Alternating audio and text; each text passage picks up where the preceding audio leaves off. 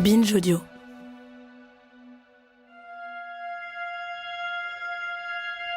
On ne sait jamais vraiment comment les histoires font pour arriver jusqu'à nous. Ce n'est jamais une question de hasard, tout au plus de concours de circonstances, mais quand elles nous parviennent, on sait juste que c'est le bon moment.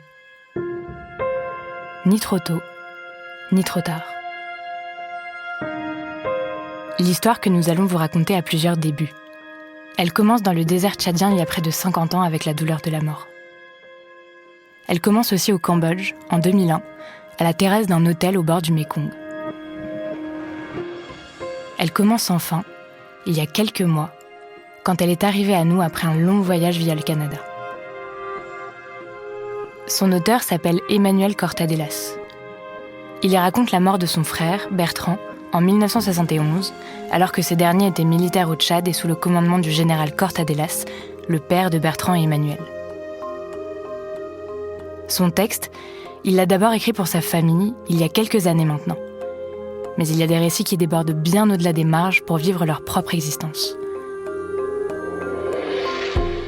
Ce récit déborde parce qu'il nous concerne toutes et tous. Ici, il n'est pas seulement question de conflits géomilitaro-politiques qui peuvent nous sembler obscurs ou loin de nous. Non. Dans cette histoire, il est simplement question de sentiments universels. De deuil, de souvenirs, de fierté, d'orgueil, de mensonges et de non-dits. Cette histoire est une quête de vérité, et c'est ce qu'on va tenter de vous raconter.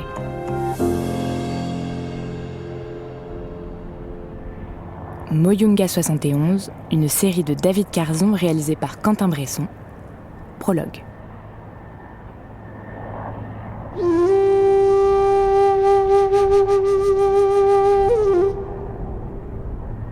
Ce 22 janvier 1971, un hélicoptère Sikorsky H-34 de l'Alat, l'aviation légère de l'armée de terre française, jaillit de la fosse de Bardaï, extrême nord du Tchad, près de la frontière libyenne, qui est depuis quelques mois sous administration spéciale militaire franco-tchadienne.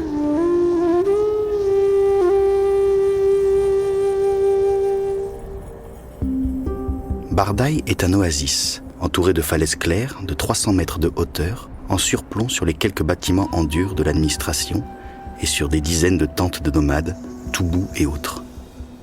Quelques palmiers. Le jour est levé depuis 1 heure déjà. Le soleil chauffe à peine les plats-bords des gigantesques socles rocheux environnants. Il n'atteint pas encore le fond des dépressions et des canyons. Bardaï porte bien son nom, froid en arabe. On grelotte au poste militaire, au creux de la Guelta encore à l'ombre. Quelques fumées de feux de bois, sur lesquelles chauffent de petites théières en métal émaillé coloré, montent droit dans l'air.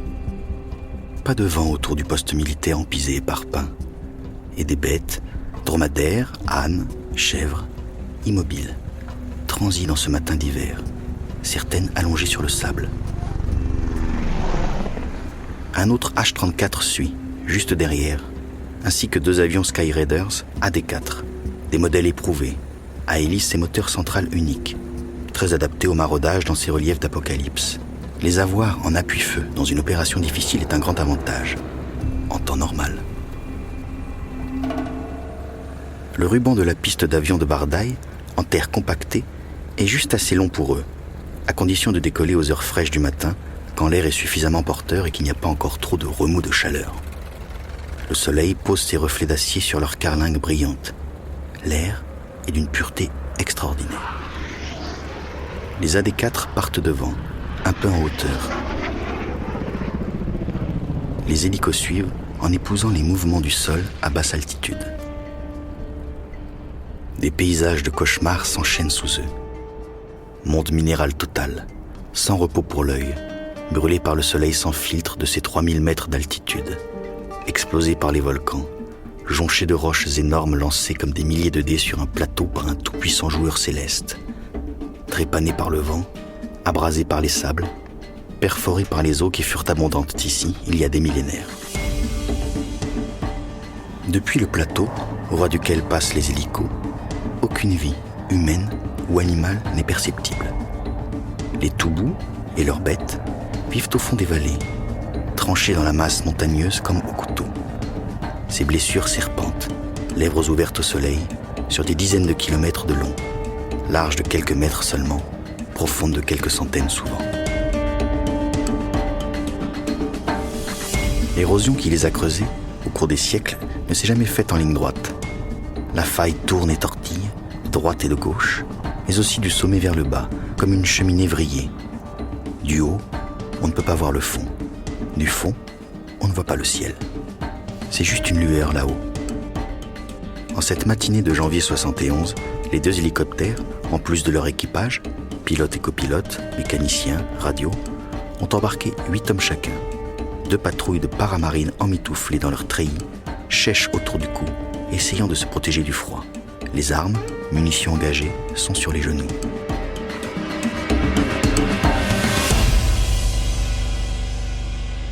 Un renseignement des troupes qui quadrillent la zone au sol a fourni l'emplacement approximatif d'un regroupement armé d'une 50aine d'hommes. Le groupe a été repéré sur les plateformes rocheuses sortant d'un éboulis, appelé Moyonga par les guides locaux. Les Toubous, eux, n'ont pas d'équipement radio, et les conversations peuvent se faire en clair. Les Français se croient à l'abri. Ce monde de pierre, c'est celui des nomades, toujours en lutte plus ou moins vive avec le pouvoir central du pays dont ils dépendent, qu'il ait été turc, italien, libyen, français, ou qu'il soit tchadien comme à présent depuis l'indépendance, il y a 10 ans. Ils sont les seuls à connaître parfaitement l'entrelac de ces gorges fraîches qu'ils sillonnent en permanence à dos de leurs dromadaires. Ils sont les seuls à se diriger sans erreur dans ces labyrinthes déserts. Ce matin, du fond de la gorge, ils sont montés sur l'un des rochers plats de Moyonga, avec leurs vieux fusils italiens de la dernière guerre, des Stati, rustiques mais résistants aux conditions du pays, comme eux. En avant-garde, les avions repèrent leurs colonnes progressant à travers les éboulis. On dépêche d'abord les hélicoptères, paramètres d'approche, description des lieux tels que donnés par les Skyraiders. Les 2 H-34, eux, se mettent en position à quelques centaines de mètres l'un derrière l'autre. Ils préparent leur atterrissage sur un plateau voisin de celui où a été repéré le groupe ennemi. De là, les paramarines pourront le prendre sous le feu de leurs armes. Exécution.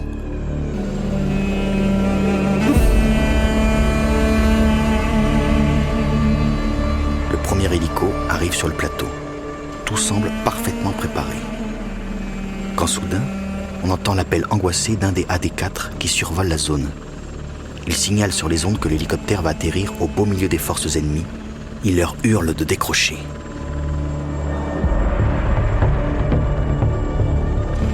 Il est déjà trop tard. Le pilote de l'hélico ne peut plus inverser la manœuvre en cours, au risque de décrocher et de s'écraser. Les dés sont jetés. Ils ne peuvent plus faire marche arrière. Il faut débarquer et nettoyer la place le plus vite possible. L'hélico se pose. La bataille de Moyonga commence. Derrière, dans la carlingue, le sergent-chef Cortadelas est à la manœuvre et conduit la patrouille. Il indique à ses gars qu'ils doivent y aller et accrocher, comme on dit dans le jargon. Porte ouverte, il saute avant que l'hélico ne soit complètement stabilisé. Une balle le touche en pleine tête. Il s'effondre avant d'avoir fait un pas. Le soldat d'Emiras se rue derrière lui, en l'évitant. Une balle le frappe en pleine poitrine. Il s'écroule au sol, secoué de spasmes. Les 6 autres s'éjectent de la cabine, un à droite, un à gauche, comme à l'entraînement. Plus aucun n'est touché. Ils se mettent en position, derrière les rochers épars et engagent le feu. L'hélico repart, quelques balles dans ses tôles, mais rien de vital touché. L'autre H-34 va se poser sur le plateau voisin, le bon cette fois. Dès que le feu est nourri, les Toubous décrochent. Les paramarines les poursuivront toute la journée.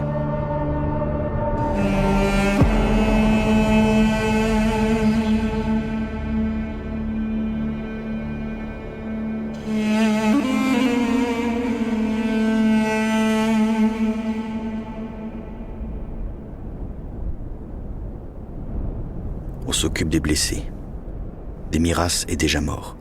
La balle a sectionné l'aorte et il s'est vidé de son sang en quelques minutes, le temps de l'engagement. Cortadelas vit encore, le crâne embouilli. On lui fait un pansement de fortune, quelques piqûres, une perf d'urgence, et l'hélico revient pour l'emmener tout de suite à Faya-Largeau, et de là à Fort-Lamy, un trajet qui prendra quelques heures. Les paramarines réduisent le groupe Toubou à plus grand-chose.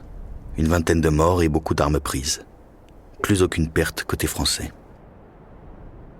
Bertrand Cortadellas meurt le lendemain, 23 janvier 1971, en milieu d'après-midi, à l'hôpital militaire de Fort-Lamy.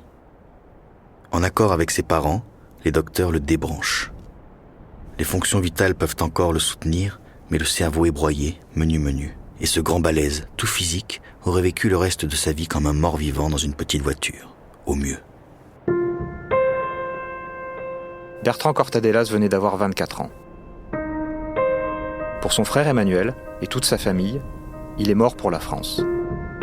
Comme tant d'autres militaires tombés dans des théâtres d'opérations extérieures dont on peine parfois à percevoir l'utilité. Pour Emmanuel, il a fallu apprendre à vivre avec ce manque.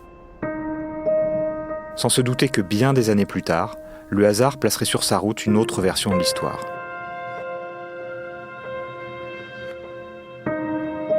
Mais là, c'est lui qui va nous le raconter.